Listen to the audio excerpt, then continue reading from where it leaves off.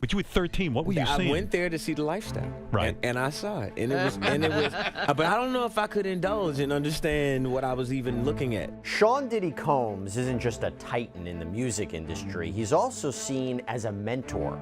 The Grammy-winning rapper has taken several artists under his wing at a very young age, who later rocketed to stardom. But as he sits behind bars, those relationships are being scrutinized. Images don't usually shatter because of one loud moment. They shatter because something quiet finally escapes containment. Because something that stayed hidden too long suddenly finds air. And once it does, the structure that depended on silence can't hold its shape anymore. This was one of those moments. So let's talk about Usher, because that is the name that he's known by worldwide, but he was born Usher Raymond IV in Dallas, Texas, back in 1978. The family moved to Atlanta, Georgia when Usher was a teenager, and you might recall this, he appeared on the televised talent show Star Search when he was 13 years old. Fun fact about that, he actually set the record for the longest note ever held by a child on Star Search, 12 seconds. So what happened? That got the attention of famed producer L.A. Reid. But according to his coaches, reportedly during puberty, when Usher's voice started to change, he kind of had trouble controlling his vocals. Now, L.A. Reid reportedly considered dropping Usher from his label, but when Usher begged him to stay on, Reid sent him to live with Sean Combs in New York for a year to train.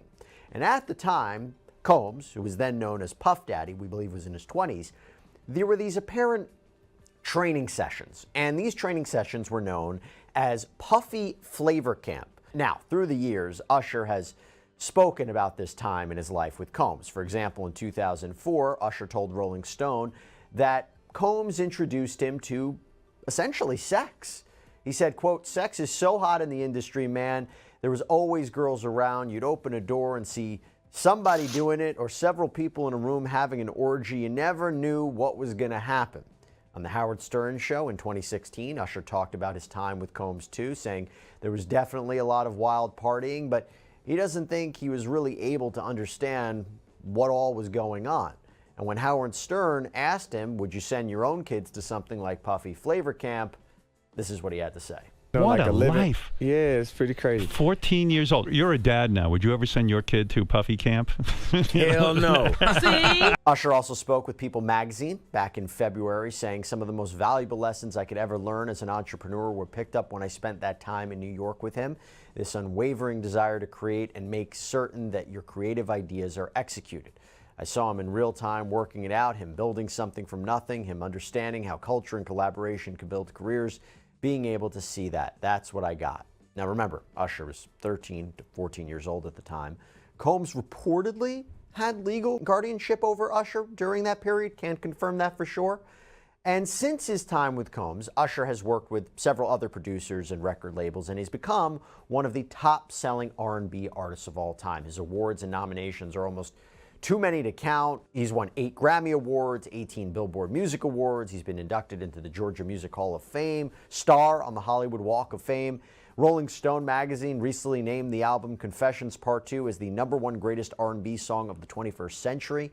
The magazine also ranked the song's music video among its 30 sexiest music videos of all time, and VH1 wrote that he was the best dancer in pop since Michael Jackson. And of course, Usher recently performed last year at the Super Bowl halftime show. So he's not just any musical artist. He is a superstar who, you gotta say, his success has been at least partially attributed to his time spent with Sean Combs. The two have been photographed together at different events throughout the years. You can see that connection. But having said that, Usher has been quite silent on his former mentor's very public arrest and indictment. Combs was arrested on September 16th after a Southern District of New York grand jury indicted him on charges of racketeering conspiracy, sex trafficking, transportation to engage in prostitution. The indictment reads, the defendant abused, threatened, and coerced women and others around him to fulfill his sexual desires, protect his reputation, and conceal his conduct. To do so, Combs relied on the employees, resources, and influence of the multifaceted business empire that he led and controlled, creating a criminal enterprise. Not a dramatic announcement, not a spectacle, just the slow, heavy release of stories that were never meant to be told out loud. Stories that stayed buried not because they weren't real, but because survival sometimes depends on staying quiet. And when those stories reportedly come from someone who stood close, learned young, and lived inside the orbit of power, the impact is different. It doesn't feel like gossip. It feels like aftermath. The public image had always been solid, controlled, confident, built on dominance, success, and certainty. It projected stability so effectively that people stopped wondering what it cost to maintain. But stability on the outside doesn't mean safety on the inside. When terrifying experiences are reportedly shared after years of silence, the first thing people notice isn't the details, it's the tone, the restraint, the hesitation that suggests these words were rehearsed privately long before they were ever spoken publicly. That hesitation tells you something important. People don't sit on fear for years unless they have a reason. They don't normalize against Combs, okay? Want to be very clear about that. And he has not been accused of wrongdoing by authorities in any way. Having said that, many people are wondering what he might have seen at a young age when he lived with Combs in the 90s. This is a very common topic of conversation right now. Deep dives into the people surrounding Combs. Justin Bieber, Jennifer Lopez, Usher, so forth. What do they know? Will they be a part of any kind of case? Now, days before Combs was arrested, another of his apparent mentees filed a civil action against him, Dawn Richard. Dawn Richard is a former member of the girl group Danity Kane, and then she joined a trio group with Combs and another singer, Kalina Harper. It was called Diddy Dirty Money. She filed a lawsuit claiming that Combs sexually and verbally abused her for a decade. She also claimed that Combs owes her more than $3 million in unpaid salary and royalties, as well as unpaid wages for touring. And going back to Usher, Richard claims that Usher witnessed Combs' alleged abuse of his then-girlfriend, Cassie Ventura. Ventura had filed her own bombshell lawsuit last fall, seemingly kickstarting Combs' significant legal troubles. In the complaint, Richard's attorneys write, in the weeks and months leading up to the Bad Boy Interscope deal, Mr. Combs had frequent meetings with producer and then CEO of Interscope Records, Jimmy Iovine. On one such occasion, Combs hosted a dinner at a West Hollywood, California restaurant, which Miss Richard and Miss Harper were requested to attend. Among the guests at the dinner were celebrities like Neo and Usher, as well as Mr. Iovine. At the dinner, Mr. Combs and Miss Ventura had an argument. In front of the dinner guests, Mr. Combs hissed at Miss Ventura in a screaming whisper and forcefully punched her in the stomach, causing her to double over in visible pain, crying. Miss Clark escorted Miss Ventura out of the restaurant, and Mr. Combs remained and continued socializing with the dinner guests. At this point, Interscope Records clearly had actual knowledge that Combs was dangerous around females and that Combs was willing to brazenly batter a female in public. Erica Wolf, one of Combs' attorneys, responded to the Richards lawsuit with this statement to Vibe. Mr. Combs is shocked and disappointed by this lawsuit. In an attempt to rewrite history, Dawn Richard has now manufactured a series of false claims, all in the hopes of trying to get a payday conveniently timed to coincide with her album release and press tour. So let's go back to Usher. There was speculation around him, and that increased dramatically when all of the singer's tweets suddenly disappeared on the day before Combs was arrested in New York. There were rumors that Usher might be trying to cover up any past mentions of Combs on his feed, but Usher later tweeted, or wrote on X, "Account got hacked and damn, y'all ran with it," followed by 3 laughing emojis. His tweets also seem to be restored on his feed. Now, Usher is not the only up-and-coming superstar that got special attention from Combs. There was a video posted to Justin Bieber's YouTube page when the singer was just 15. It's gone viral again after the latest allegations against Combs. Justin, you ever seen the movie 48 Hours? Right now, he's having 48 hours with Diddy, him and his boy. They're having the times of their lives, like you know, where we hanging out and what we doing. We can't really disclose, but it's definitely a 15-year-old's dream. Now, Usher was actually the one to introduce Bieber to the world of Combs and Bad Boy Entertainment. Usher told Howard Stern that he'd heard about Bieber through the grapevine, he'd seen some of his YouTube videos, and had his people set up a meeting. And that led Usher to oversee Bieber's debut album, My World. Now, most recently, Suge Knight, the rival of Sean Combs, music executive who's currently sitting in prison after pleading no contest to voluntary manslaughter after running over a man, he spoke in a bombshell interview with Chris Cuomo on News Nation, and one of the things he alleged was that music executives had used alcohol discomfort unless it becomes routine, and they don't speak about terrifying environments unless the weight of carrying it becomes heavier than the consequences of revealing it. That's why this landed the way it did. The stories weren't about spectacle, they were about atmosphere, about being young in a space where power wasn't nurturing, it was overwhelming. where guidance blurred into control, where boundaries weren't clearly explained, only enforced. That kind of environment leaves marks that don't show up on the surface. Fear doesn't always come from obvious threats. Sometimes it comes from unpredictability, from never knowing which version of someone you'll face, from learning early that comfort is conditional and safety depends on compliance. Those lessons sink deep. When experiences like that are reportedly shared, people instinctively want to minimize them, to explain them away, to frame them as misunderstandings, growing pains, or exaggerations. But fear doesn't exaggerate itself. Fear is remembered in the body, in tone, in pauses. Alcohol and drugs to compromise Combs' manhood. He told Cuomo that Combs was taught that, and he got Usher as a kid. Alcohol, drugs, sex, Justin Bieber, and see, they do these things to take control. Okay, so what are we supposed to do with all of this? Well, let me bring in right now civil rights attorney Joe Richardson to help break this down. Joe, so good to see you. Thank you for coming on.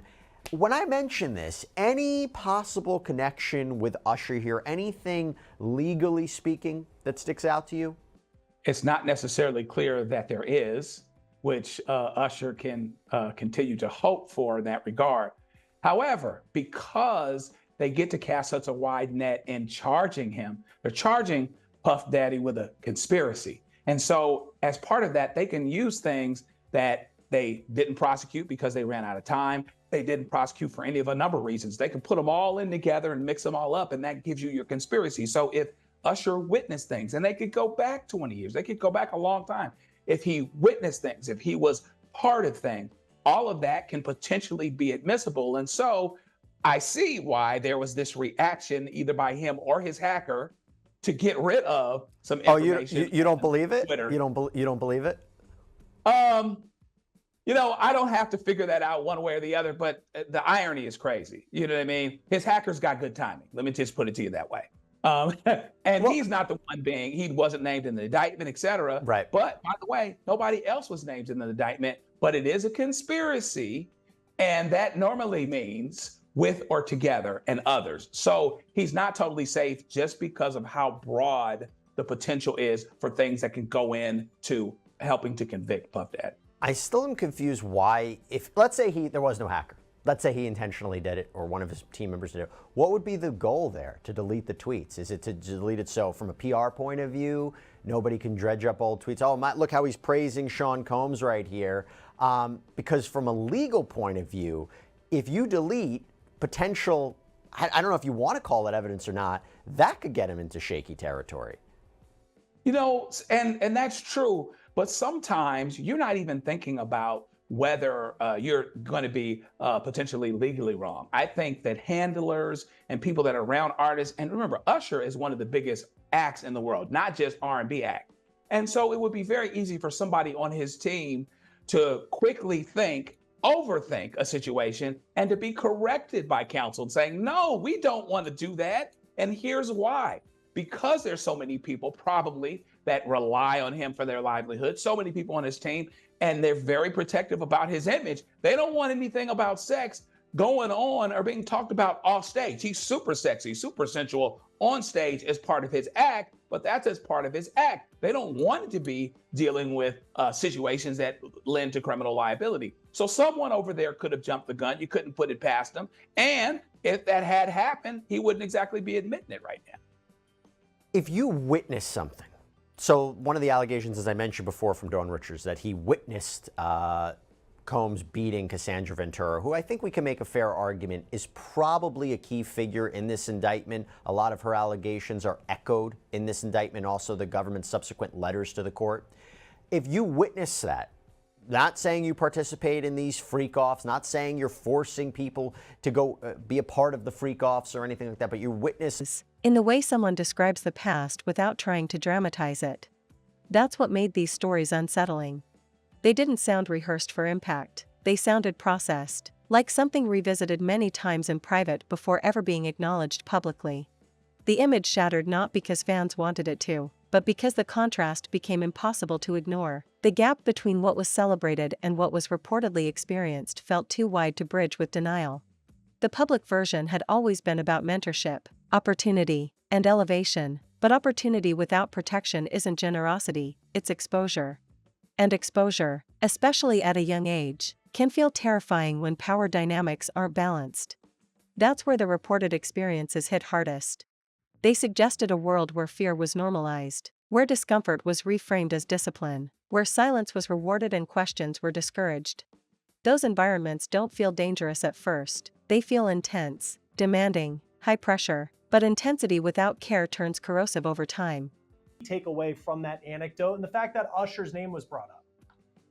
The fact that Usher's name was brought up, I think one of two things about it. On one hand, it's irrelevant. It doesn't go to prove or disprove whether Mr. Combs is guilty of the charges as alleged in the indictment. On the other hand, I do think that it provides background information that there were other individuals that could have possibly observed these alleged assaults or attacks on Ms. Ventura.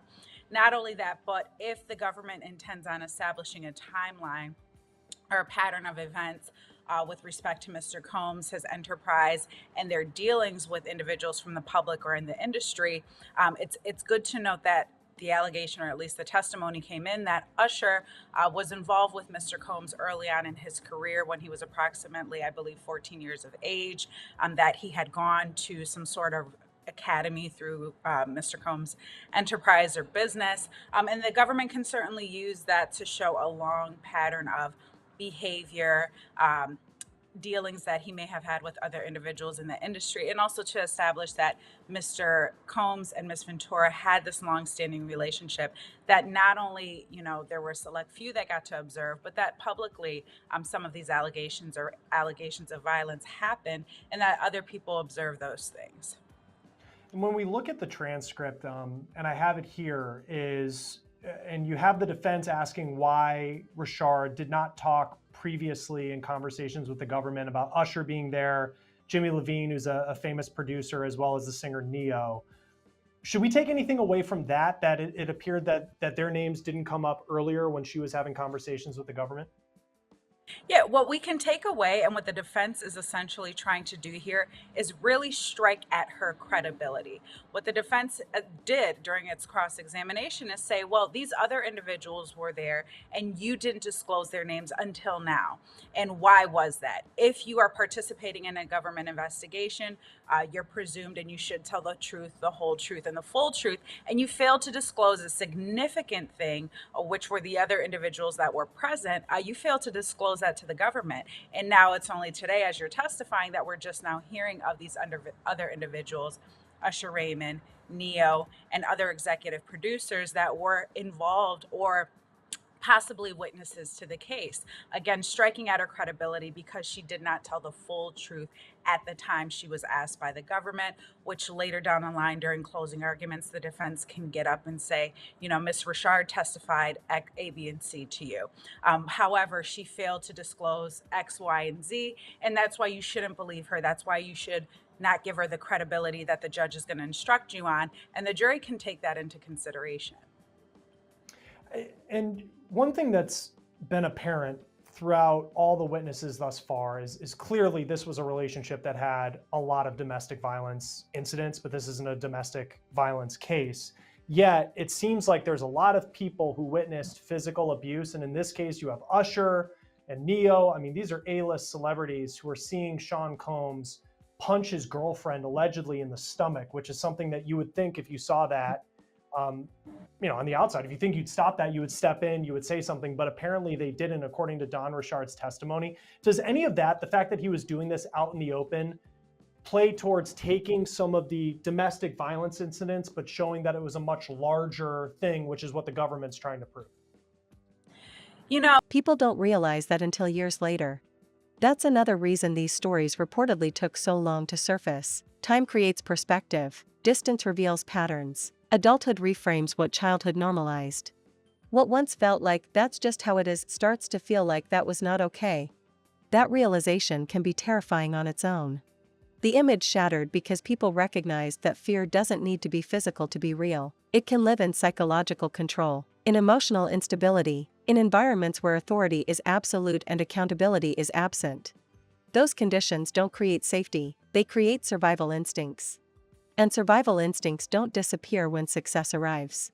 The reported experiences also challenged the myth that proximity to power is always a privilege. Sometimes it's a liability. Sometimes it means witnessing things you don't have the language to process yet. Sometimes it means learning to stay quiet because speaking feels unsafe. That kind of silence isn't consent. It's adaptation. Oh, so with respect to the other individuals being present, although there's an allegation that they were present, and they're not really allegations, it's just background facts. I don't know that Ms. Richard has testified that they actually observed the striking. Maybe they did, maybe they did not. But I don't think that that's going to do any benefit for the government as far as knowing that these things happened more broadly. I mean, it's clear as day that this case is rooted in domestic violence, that Mr. Combs was domestically violent towards Miss Ventura, whether it was isolated behind closed doors and just Miss Ventura, and a close select few were testifying to this, or on a grander scale where, a select few and publicly people can testify or people have observed these allegations, whether it was just one or whether it was many.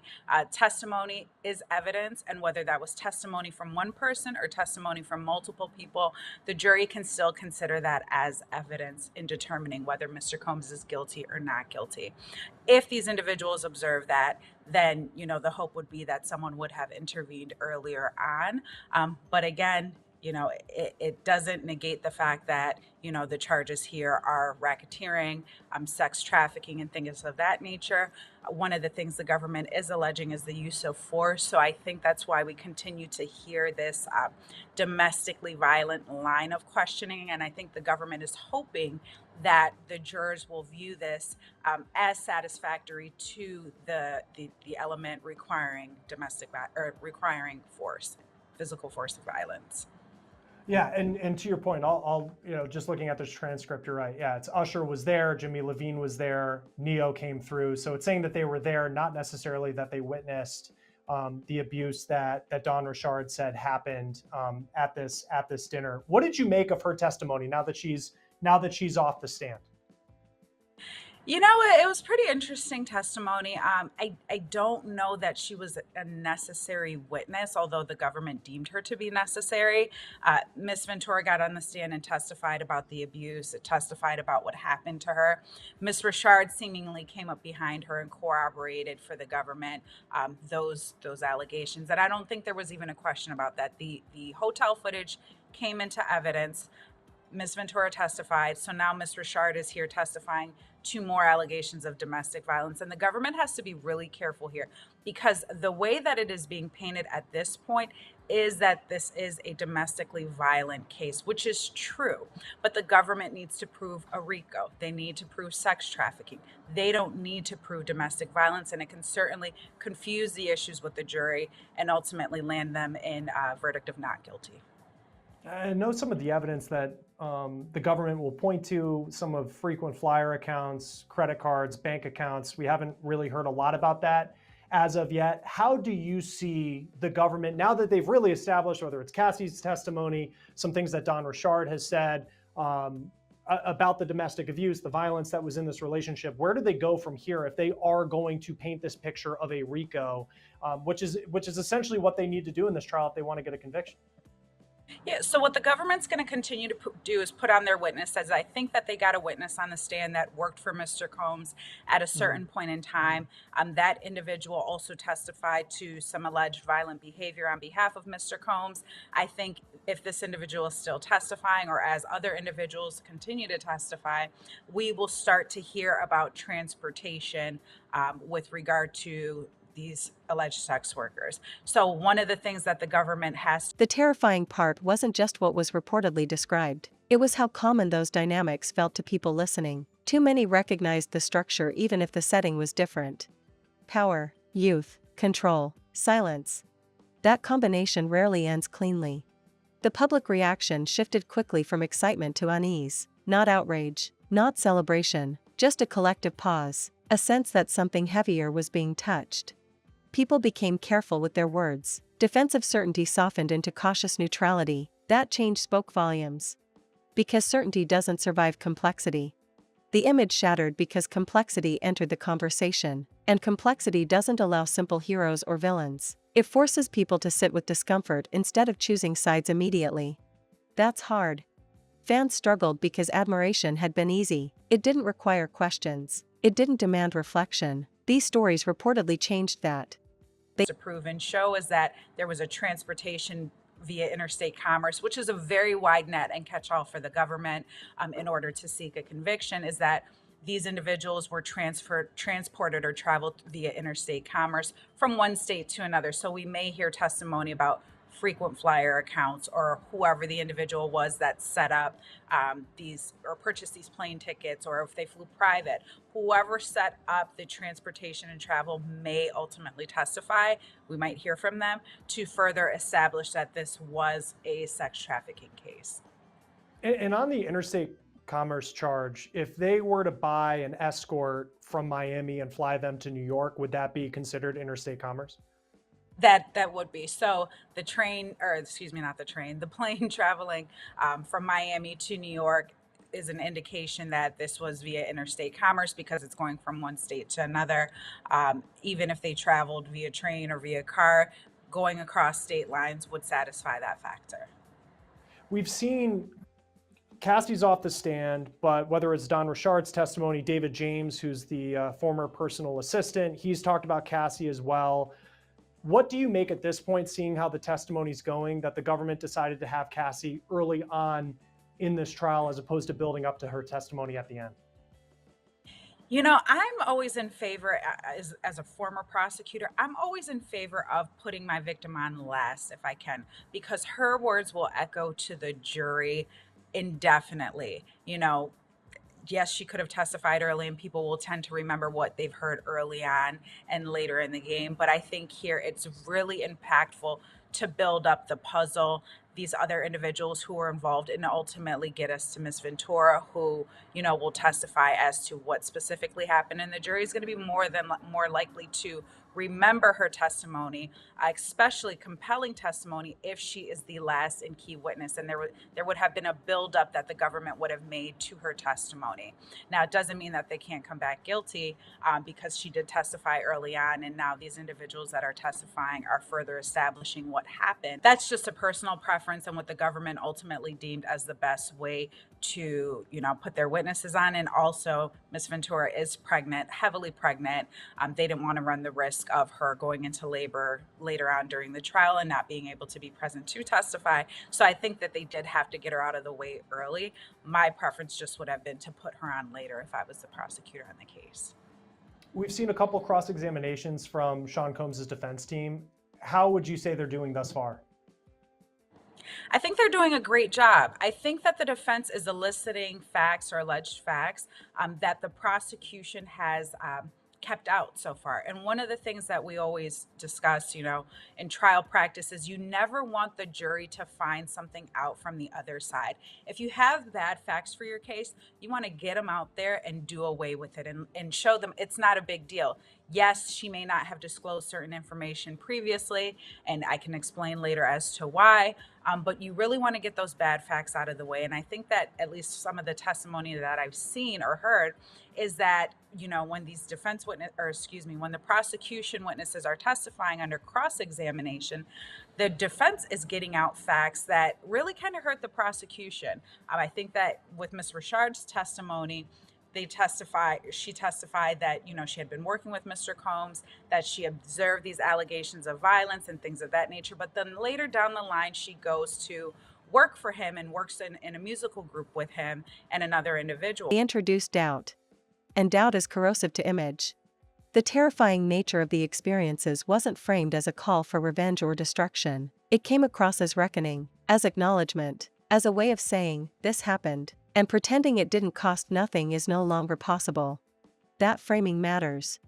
It suggests the goal wasn't to tear something down, but to finally release something that had been carried alone for too long. Carrying fear in silence reshapes a person. It affects confidence, trust, boundaries, identity. Those effects don't vanish just because someone becomes successful later. The stories also reportedly highlighted how young people in powerful environments often don't realize they're allowed to say no. They don't know where lines are supposed to be. They assume discomfort is the price of access. That assumption is dangerous. And it thrives in cultures where power is idolized and questioning authority is framed as disloyalty. The image shattered because these stories reportedly exposed the cost behind the image, the unseen toll, the emotional aftermath that success narratives conveniently ignore. People don't like confronting that. It forces them to ask uncomfortable questions about what they've celebrated, defended, or overlooked. The terrifying part isn't just what allegedly happened. It's how long it was allowed to stay hidden. Silence like that doesn't happen by accident. It happens because systems protect themselves, because speaking up feels riskier than staying quiet, because loyalty is expected even when harm exists. That realization made people uneasy. Because it suggests this isn't an isolated story, it's a familiar pattern repeating in different forms, in different industries, under different names. The image shattered not because one story destroyed it, but because many people realized how fragile it always was. It depended on silence. And silence eventually breaks. The aftermath didn't look like chaos, it looked like reflection, like people reevaluating what strength actually means, like questioning whether fear should ever be part of mentorship or growth. And those things don't fade with time. They linger. They reshape how stories are told, how legacies are remembered, how power is questioned. This moment wasn't loud because it didn't need to be. The quiet release of terrifying experiences was enough. Because silence breaking, especially after years of pressure, carries a force no image can withstand.